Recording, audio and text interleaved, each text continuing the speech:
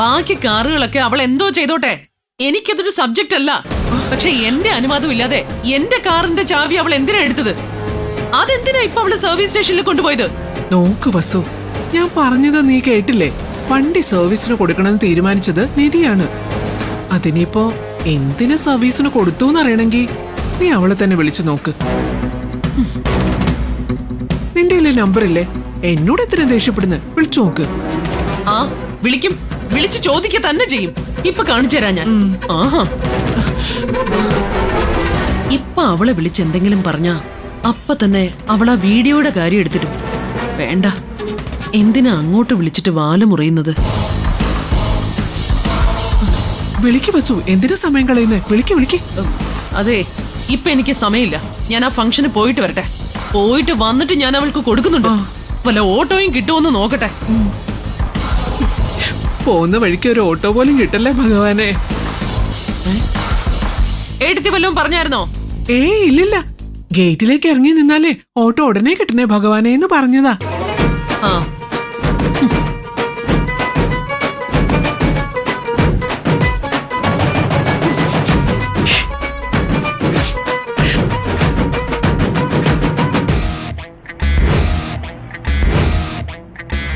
Madam ഇത് നടന്ന് എങ്ങോട്ട് പോകുന്നു? എടോ, കുശലം പറഞ്ഞോണ്ട് നിൽക്കാതെ ഗേറ്റ് തുറന്നേ. ശരി മേഡം.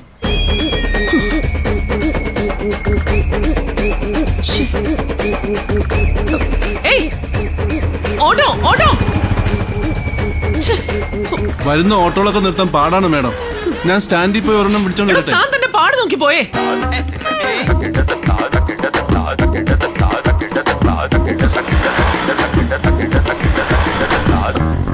ഏയ്, ഓട്ടോ ഓട്ടോ.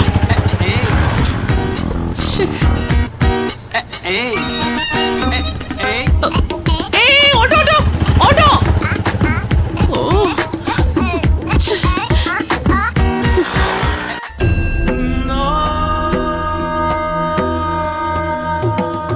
ഭഗവതി, നിർമ്മല ആന്റിക്ക് ഇനി അധിക ദിവസങ്ങളില്ലെന്നാണ് ഡോക്ടർ പറഞ്ഞിരിക്കുന്നത്. ഒരിക്കലും അങ്ങനെ സംഭവിക്കരുതേ ഭഗവതി. ഒരുപാട് സങ്കടങ്ങൾ അനുഭവിച്ച ഒരമ്മയാണത്. ആ അമ്മയ്ക്ക് ജീവിതത്തിൽ സന്തോഷം അനുഭവിക്കാനുള്ള ആയുസ്സും ഭാഗ്യവും നീട്ടിക്കൊടുക്കണേ ദേവി.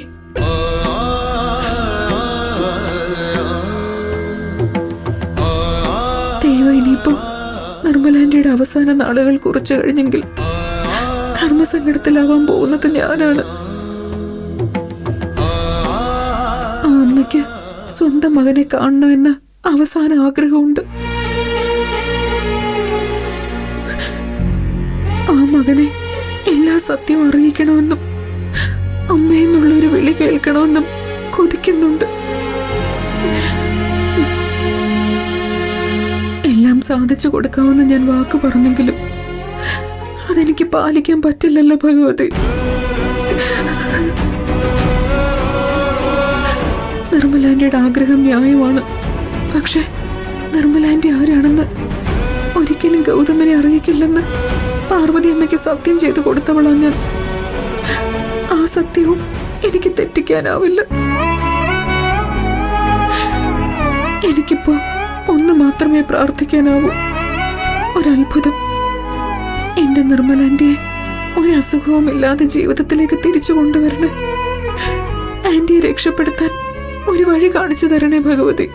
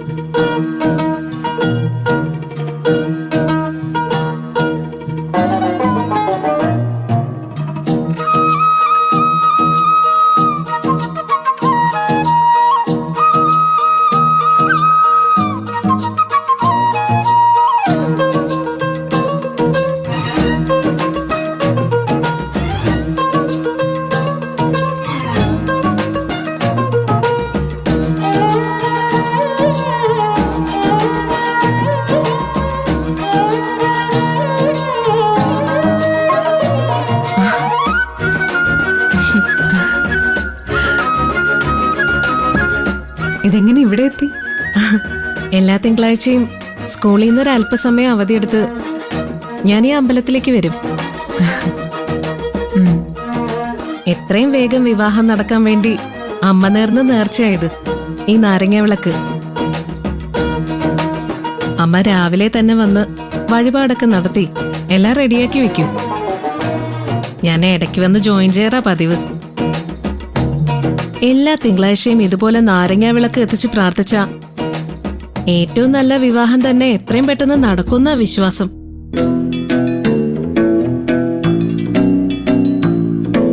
ടീച്ചർ എന്താ ആലോചിക്കുന്നേ? ഏയ് ഒന്നുമില്ല. ഇവിടുത്തെ ഈ വിശ്വാസത്തെക്കുറിച്ച് എനിക്ക് അറിയില്ലായിരുന്നു. എനിക്കും ഒരാളുടെ വിവാഹകാരിയുണ്ട്.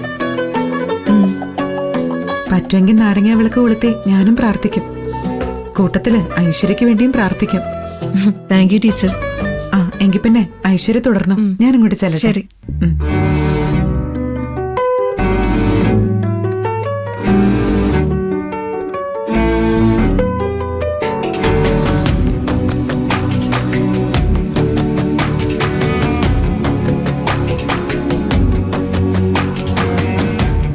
ഈ കുട്ടി പ്രണവിന് ചേരുമെന്ന് തോന്നുന്നു. ഇവൾ ഈശ്വരമംഗലത്തിന്റെ മരുമകളായി വന്നെങ്കിൽ നന്നായേനെ.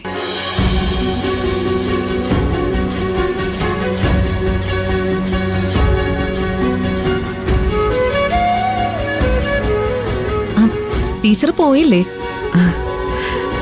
ഞാനിങ്ങനെ ഐശ്വര്യയെ തന്നെ നോക്കി നിൽക്കുകയായിരുന്നു. എന്തു പറ്റി? തുറന്നു പറയാം, എനിക്കൊരു അനിയത്തിയെ പോലെ എന്തോ ഒരു ഇഷ്ടം തോന്നി. താങ്ക് യു ടീച്ചറെ. അതെ, ഇനി ഈ ടീച്ചർ എന്നുള്ള വിളി വേണ്ട, ചേച്ചിന്ന് വിളിച്ചോ, അതാ എനിക്കിഷ്ടം. താങ്ക് യു ചേച്ചി.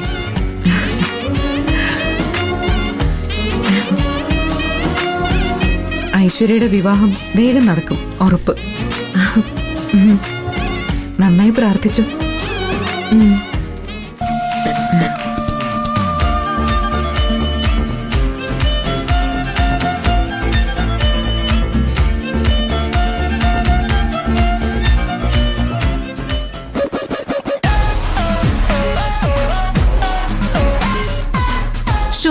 ആ വസുന്ധര ഇതുവരെ കണ്ടില്ലല്ലോ.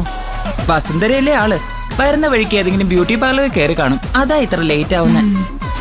പ്രസിഡന്റ് ആയിപ്പോയി, അല്ലായിരുന്നെങ്കിൽ നമുക്ക് പോവായിരുന്നു.